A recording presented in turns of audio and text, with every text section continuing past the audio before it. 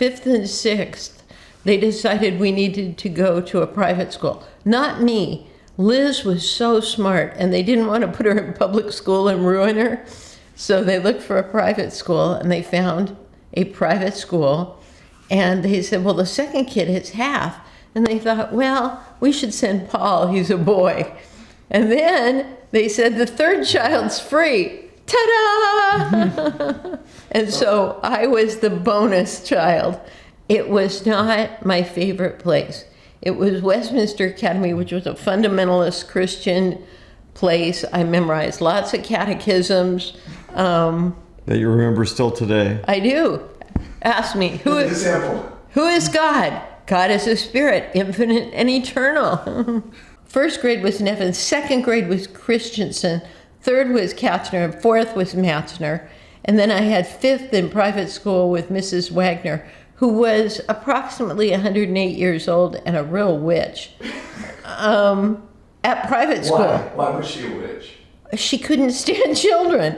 They pulled her out of the rest home, I'm sure. In a way, I felt sorry for her, but not really. She shouldn't have been around children. You want to hear my sad fifth grade story? I'd love to hear your sad fifth grade story. On Valentine's Day, the witch put candy hearts, that say I love you or be mine or whatever. They taste terrible. And she put them on our desk and said, don't eat these during class.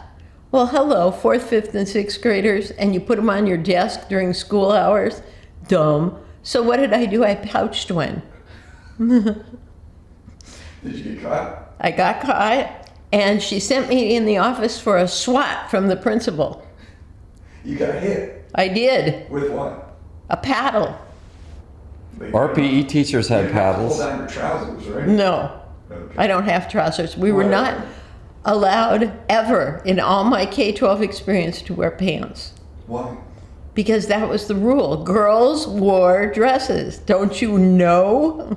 I never got in trouble ever, except for that stupid teacher who put bait in front of me.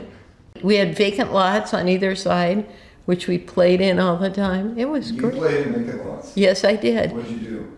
There were old kind of dead trees in the vacant lot, and my brother took one and I took the other. And my dad had lumber all over the place, and we'd take plywood and stick it in the branches and, get some old material and make curtains. We had tree houses.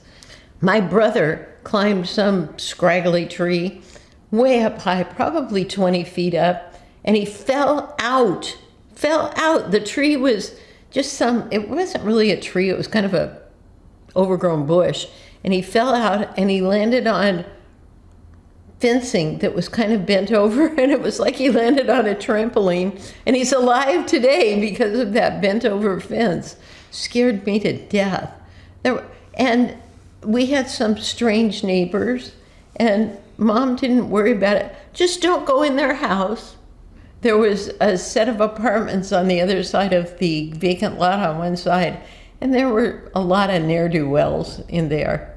But there was a kid or two in there that we scrounged out and invited into our tree house, but we didn't go in their house. And there was another person around the corner that was really, they were weird. They were probably on parole. But we were always friendly, but we never went in their house. Was there 3? There was 4 in my 6th grade class to a public junior high. It was like, I thought I couldn't believe the behavior. 4 kids in a private school, and suddenly I'm with 500 kids in 7th and 500 kids in 8th and 500 kids in 9th. That's how it was, 7 to 9. And I'd been in a Christian school, and people were saying, oh my God, all the time. And I thought, oh, all these people are going to hell. I was shell-shocked, honestly.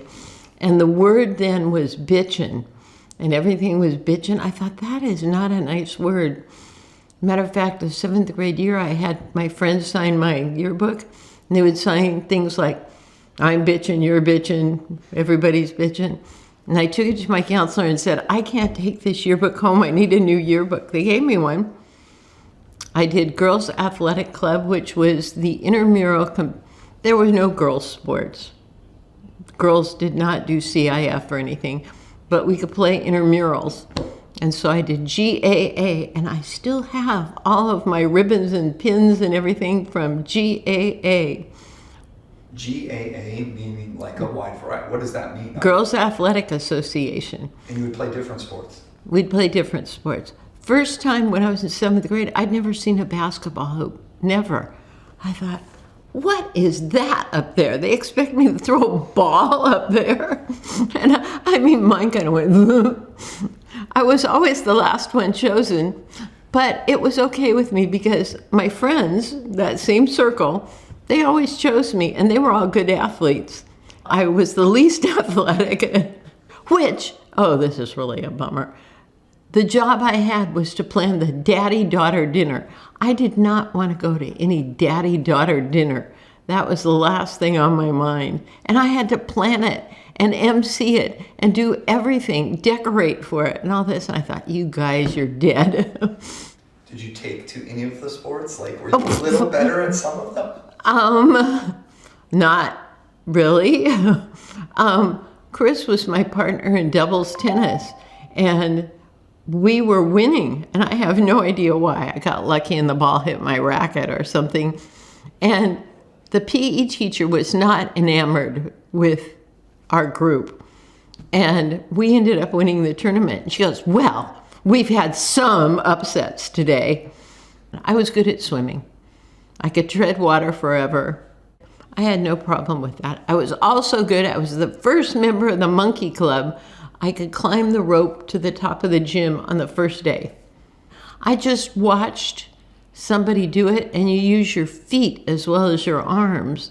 And I used my feet to push myself up, and then just grab the next thing and then use my feet and went, we have the first member of the monkey club. Ta-da! I bet you didn't know you're related to greatness. Who was your best friends? Who was your social network? I have the same friends today that I had then, if you can believe that. It's Sue and Chris and Karen and Gail and Mary Hamilton, and it's all the same. I still Zoom with those people. Once you're my friend, you're stuck. And we're very different as adults. There are very conservative people there, very religious people, very liberal people. We're just all different, but we still get along. What high school did you go to? Herbert Hoover High School, HHH. Must have been 68. I don't know when the Tet Offensive was, but we had some classmates who had graduated a year earlier and had been drafted and were either injured or killed. And like I said, you could look out the windows over the rolling lawn and we'd see the military vehicles drive up, and we thought, uh-oh, who are they coming for? Because what they did is they went and got the students out of class to take them home to be with the parents when they got the news. And that still gives me chills. Probably being female, getting drafted wasn't the biggest thing on your mind. It was for the guys, though. I mean, I felt so bad for them. You could sense that around campus. Oh, absolutely. If you didn't go to college, I mean, lots of people don't go to college. You had to take 12 units to avoid the draft. When Wayne finally got drafted in 72, and he'll tell you different, but we looked it up, and I'm right, of course, they had done away with educational exemptions, yes. And so even though he was taking units, he would have been drafted. And so, yeah, it was on everybody's mind. When did you meet Lena? Was it in high school or post-high school?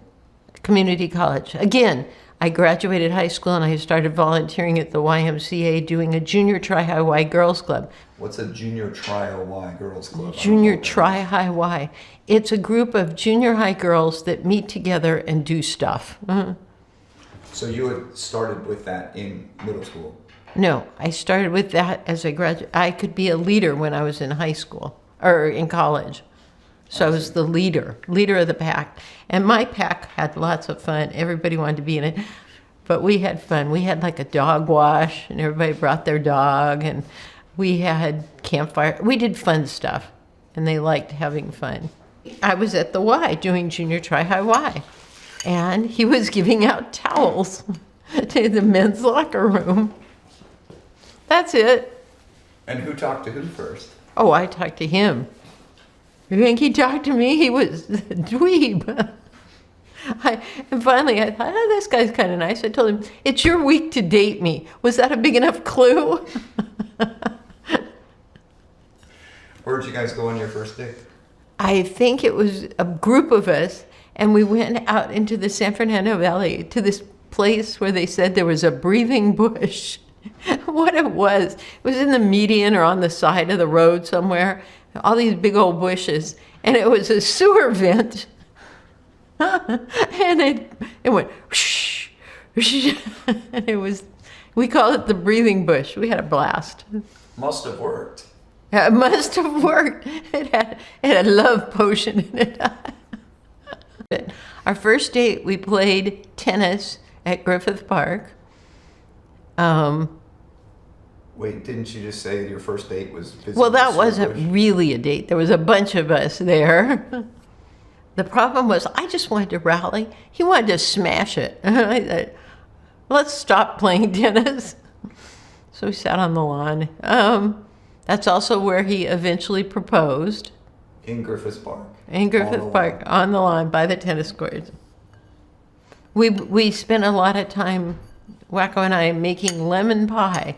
Somebody had a lemon tree. We always had all kinds of lemons, and we'd make lemon pie for Gramps because he loved lemon pie, and he kept telling us, more lemon, more lemon. Yeah. You still like lemon pie today? I do. And I don't know that we've made one together in many years, but we made lemon pies many, many times. I mean, he had no money. He was moved out. I mean, and he was a towel monitor. We barely got Wayne there for the wedding. He was in basic training. And when he signed up, they said, you'll have a break after basic training. And we knew when basic training ended. So we scheduled the wedding for that weekend. When he got his orders, it said he had to get on a plane and report to Redstone Arsenal in Huntsville, Alabama, before the wedding. I mean, they were just going to put him on a plane and send him. And I thought, well, I can marry his brother by proxy or something.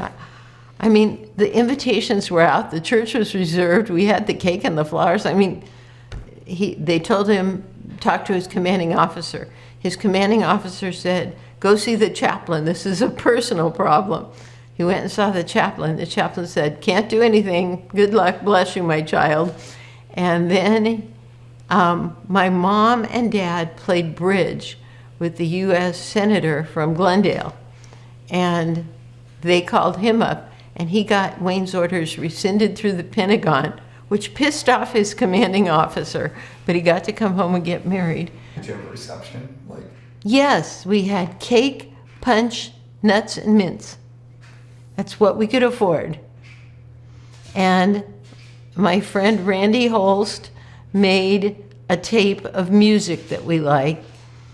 And the only song I remember was Nights in White Satin. You know that song? No. Nights in white satin, never reaching the end, letters I've written. Anyway, it was on a reel-to-reel tape, and he put up speakers, which was so sweet of him. And they played that. We had a reception line. We ate cake, threw the garter and the bouquet, and that was it. Granny did help with the wedding. My wedding dress was $50. So. And you say that like that's a lot? No, I say it like that was cheesy even then. Oh, I see. It was a sample. And it fit me, so I thought, well, it's white, it's a wedding dress, it's mine. Did you save it? Do you still have I did save it until we moved here, and I thought, what am I saving this for? It's a $50 wedding dress. And so I donated it to, what was it called? Angels of Love. And it was a seamstress who took old wedding dresses, cut them up, and made burial gowns for babies that died at birth. So I thought that was a happy ending to a $50 dress. So that's what happened to it. I saved one button from it, which I have in my jewelry box. And I figured maybe if Haley or Emma has a wedding, they could pin it inside your hem or something. Nobody has to see it. Something old.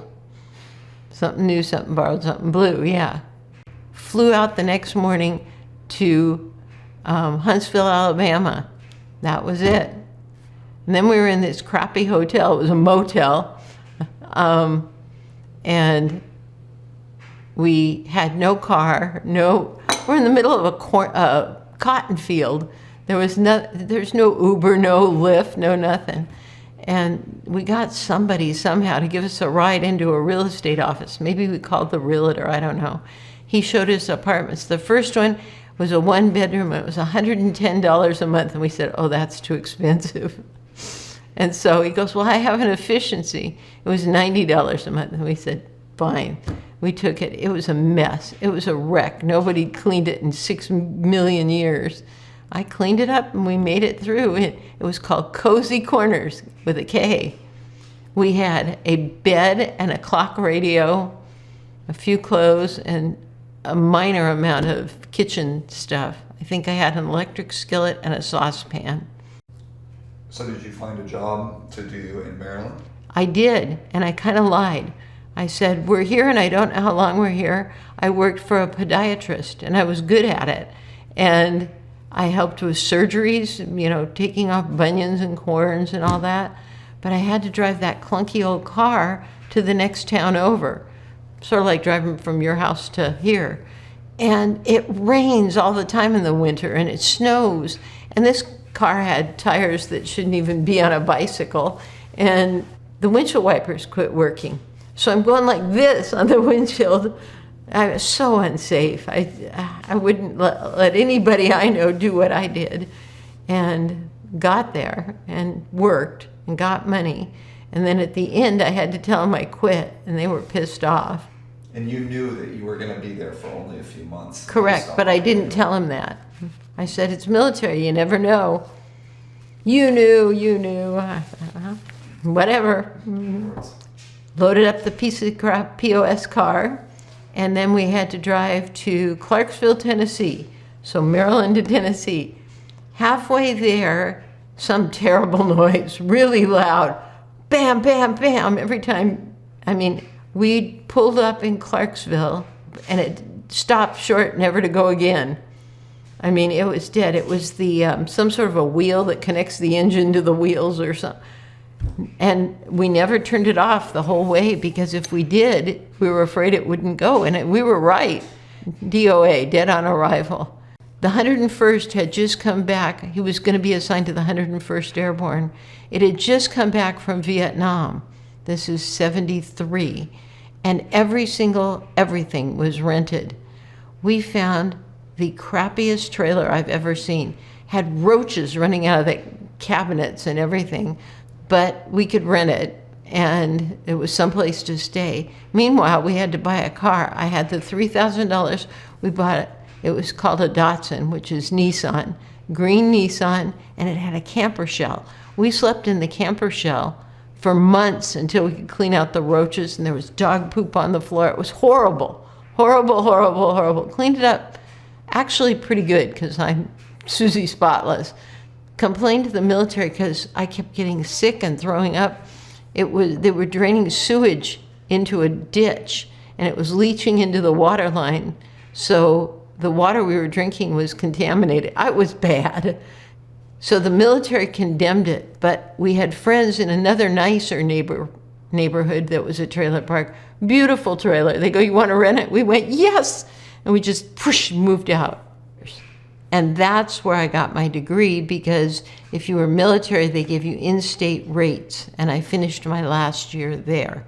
We went home on leave, both of us together, and I just stayed, and then he went back.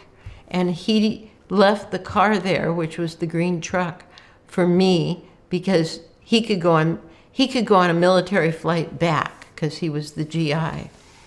So I had the truck. I applied for jobs, got the job with the neurosurgeon, got an apartment, got everything shipshape, squared away.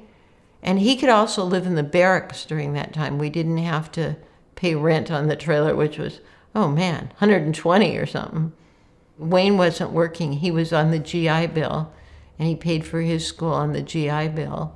And then I said, you've got to work. This isn't enough. And so he worked at a gas station, Rod's Mobile, pumping gas. That's when they pumped your gas and wiped your windows.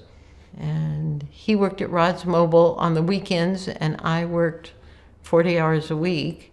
And that's how we got by. I managed to save $5,000 during that period, and it was enough with the GI Bill to make a down payment when he graduated on the house in Fullerton. That's it. And then Granny, we moved in June or July of '78, and Granny came to live with us because she wanted to get her electrolysis license, and they offered that at Fullerton College. So Missy and Granny moved into our third bedroom. Abby was still young at that point. Yes, she was in elementary school, and she went to Pacific Drive, which is right there by that house. We lived across the street from a church, which was great. Nobody was there except on Sunday. Holly would grind lemons every Sunday and sell lemonade for $1 a cup to the church people. I mean, it was fine, but it really, don't go too far. Don't walk around the block. It was an area where it butted up against a gang area. Not particularly on our street, but Basque was kind of a dividing line, which was, here was our house, here was the backyard neighbor, and here was Basque. Don't go across Basque. But our neighbors were nice. The church across the street was a church. During the time period we were in Fullerton, I went back to school and started working on my master's and my counseling credential and my school psych. So that's kind of what I did. But in order to pay my fees, I didn't know anything about anything, really. I didn't know about student loans, and I needed money to pay tuition. And so I signed up with Office Overload, which I would do some typing at home. They'd give me a typewriter and say, type this, and I'd type it. And then Wayne got an opportunity to go to Europe, and I could go with him if I paid for a flight for Holly and I. Well, it was $1,000 a piece. I didn't have $1,000 a piece. So my friend from school said, oh, I work at Cat and Custard Cup. You want to come work lunches? I said, sure. So I went, I interviewed. I kind of lied. I did lie. I said I'd served food in Tennessee, but never drinks because it was a dry county. I'd never served anything except dinner in my own house. And, you know, there's all these rules. You have to serve left, pour right. I mean, it was a high-end restaurant. But I just got these rules down. The drinks confused me. I could never remember if it was a lemon, a lime, an olive, a cherry. They hired like 3 of us. 2 of them were fired within the first week. And I finally went into the office and I said, are you going to fire me too? They go, no, you're doing fine. I was shocked because I thought they were just waiting to fire me. And then I said, oh, I'm going to Europe and I'll be gone for 3 weeks, but I'll be back. And they said, okay. I mean, restaurants are kind of loose. At that time, Missy had graduated from high school and could be on her own. And Granny went with us because I thought, he's going to be in these meetings. I don't speak German. What am I going to do with a baby in Germany? So Granny and I went out and did all these wild and crazy things. We went to Brea Methodist Church, and it was quiet over there. I mean, there were chickens across the street from Laurel. I mean, it wasn't a gate magnet school. It was a quiet little place. There were not all those houses on the hill, and it was rural. There were cows at Lowe's Field. It was kind of like rural. It was rural compared to Fullerton. And I was tired of having sort of the fringe elements around me. Everybody there was upper middle class. It was called Country Hills Estates. I lived in an estate. And I had a pool. It was awesome. And I looked at several different models, and Wayne was being as picky. This one backs up to the pool. This one backs up to the road. This one's too big. This one's too small. And that's how we ended up in the one we're in. We moved the first day of her first grade experience to first grade at Olinda. And I drove over there. I put her on the bus. And I said, to her, all the houses looked the same in that neighborhood. And I didn't go to the bus stop to pick her up. I mean, I just figured she'd walk home. But she goes, "You didn't get me at the bus stop. You're lucky I found my way home." But she's good at stuff like that. Christina would have still been wondering, right? And there were all these moms all the way through you. Phyllis, for sure, would drive up behind the bus every year to make sure her kids got in the correct classroom. There's only one classroom.